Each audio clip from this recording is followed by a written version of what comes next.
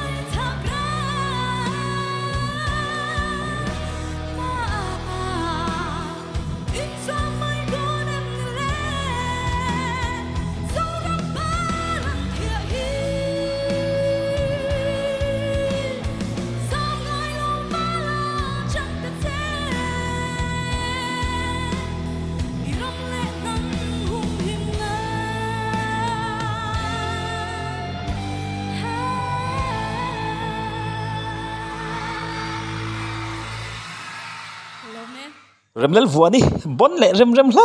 mai zai thiam tục ngất sang atlin mai sia sang la hanin zam ai lovin dikhan otliang nal tuk tak man ti chawa amaro chu tuna kan ngai thak zo tak kha ai kona perform nan lawa in ti siang nan lawa amalam deya lo zai to na mi pui ma lo zai to na ni ya azai po athakop me kha atleng sang zela ni phei choni na ngai to om don lo ni kha tiang ani chuanin eng po ni sela vuani zai le remlel vuani zai le gracie o hi ain ang em awangin au an o hi ain angin ti venge mo eng po ni seng gracie zai zoram hmangaihtu ti la a cover na tho eng po ni sengai thale photang ani pani hian oin ang khop me an thiam dun kan ti to kha eng po ni se gracie zai ngai thak chun jom leng o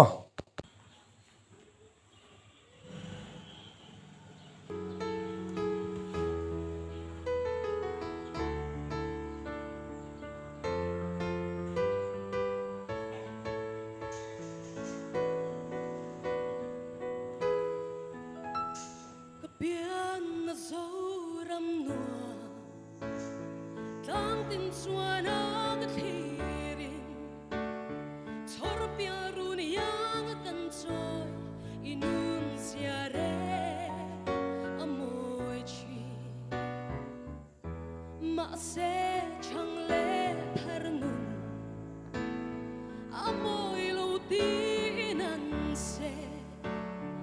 zonun na thang to mem ni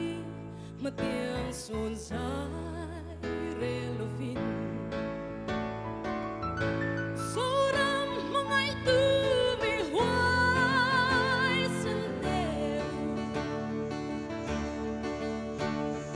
thăng cor vai chắc ra mà in ra mây đón em đi